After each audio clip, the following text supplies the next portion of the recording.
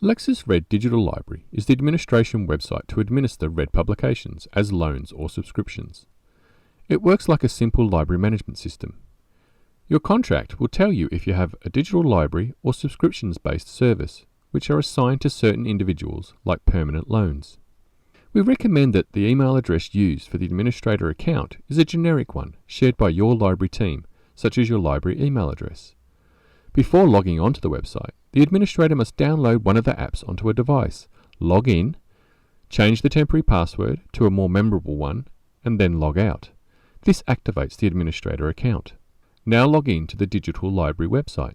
The account status box tells you how many licenses have been used and how many are available. The accounts section enables you to set up users and manage their accounts. See the Managing Users videos for setting up users, managing loans and user accounts. The Loans and Subscriptions section enable you to lend, return and view the status of the publications. Items can be lent from 1 to 99 days and can be renewed. Subscriptions are like permanent loans. Our other videos show you how to manage loans or subscriptions.